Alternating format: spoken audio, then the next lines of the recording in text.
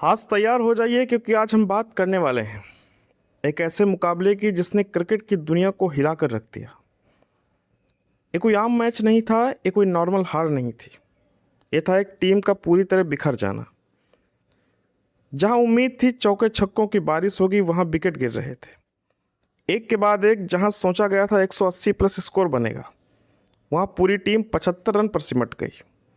जी हाँ, सिर्फ 75 रन, और वो भी पूरे 20 ओवर नहीं, बल्कि सिर्फ 16.3 ओवर में टीम ऑल आउट हो गई। यह मुकाबला था Delhi Capitals versus royal challenger Bengaluru का, और जो इस मैच में हुआ वो शायद किसी ने सपने में भी नहीं सोचा होगा। टॉस हुआ और रॉयल चैलेंजर बेंगलुरु ने बिना एक सेकंड गवाए गेंदबाजी चुन ली। ऐसा लगा जैसा उन्हें पहले से पता था आज कहानी बल्ले से नहीं, गेंद से लिखी जाएगी।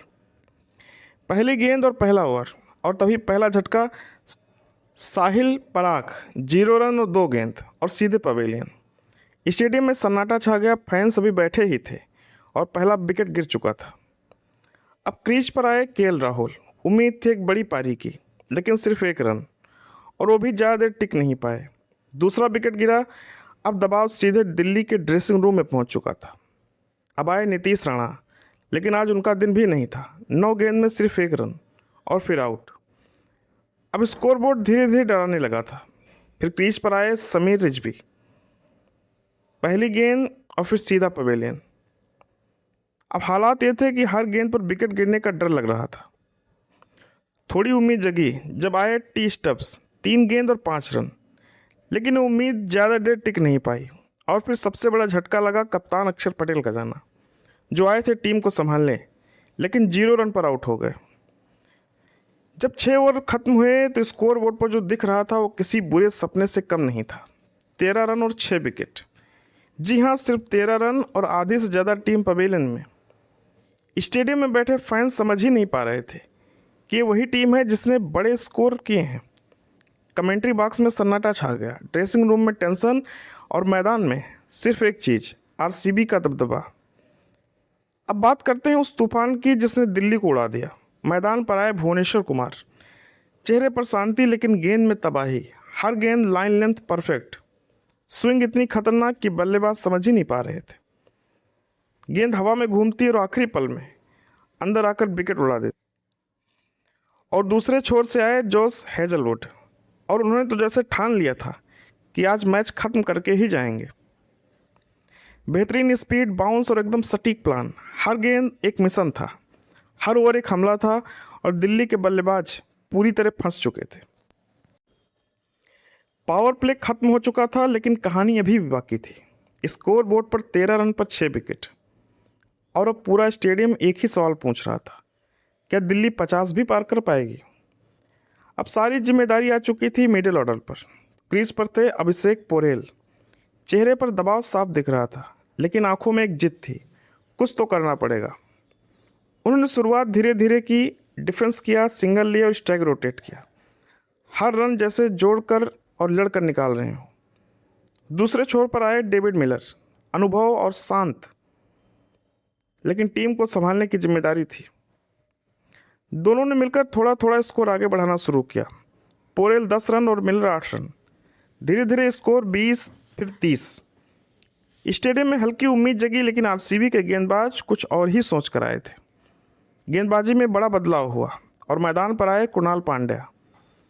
धीमी गेंद और टाइमलाइन के साथ, कोई स्पेस नहीं और कोई ढील नहीं। हर गेंद पर बल्लेबाज मजबूर गलती करने के लिए।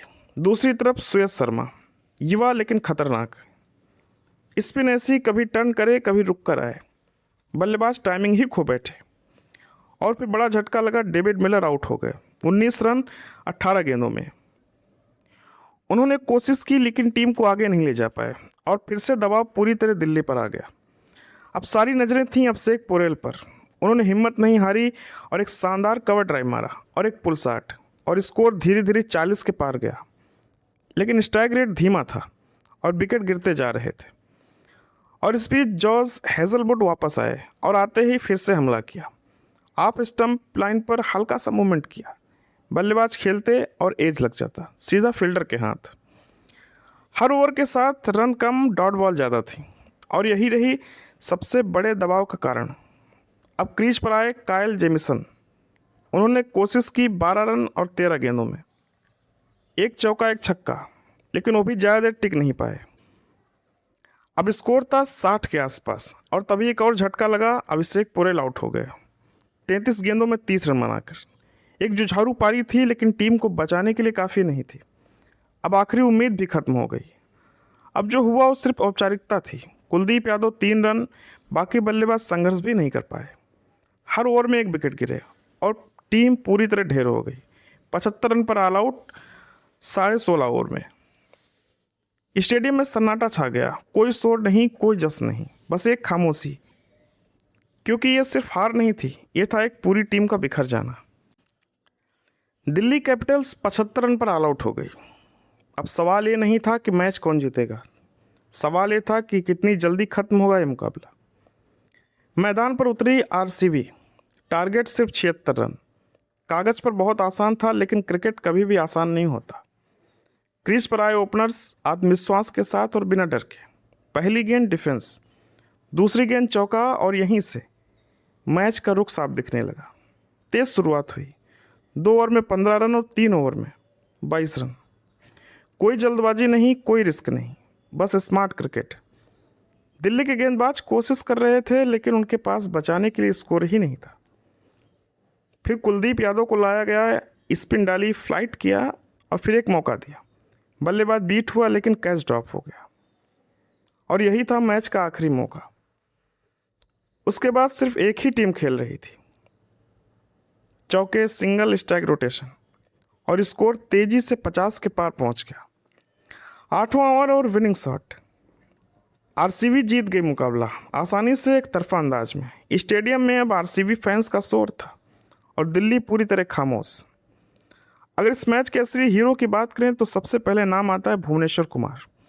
स्विंग का जादू, परफेक्ट लाइन लेंथ, उन्होंने शुरुआत में ही मैच खत्म कर दिया था। दूसरे थे जॉस हेजलवुड।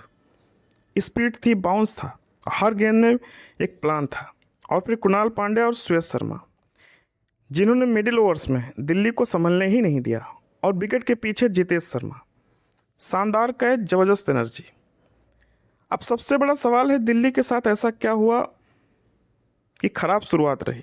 पहले 6 ओवर में 13 रनों पे 6 विकेट गिर गए और यही मैच खत्म हो गया था। क्या गलत शॉट सिलेक्शन था, हर बल्लेबाज प्रेशर में था, या कोई पार्टनरशिप नहीं बन पाई, या आरसीबी की परफेक्ट बॉलिंग थी? क्रिकेट में नाम नहीं, फॉर्म और माइंडसेट चलता है।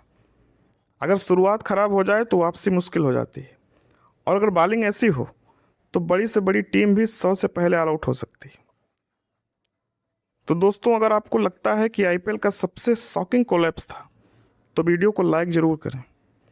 और अगर आप चाहते हैं कि ऐसी हाई एनर्जी मैच स्टोरी आपको मिलती रहे तो चैनल को सब्सक्राइब करना मत भूलना, क्योंकि यहाँ मिलता है क्रिकेट का असली रोमांच।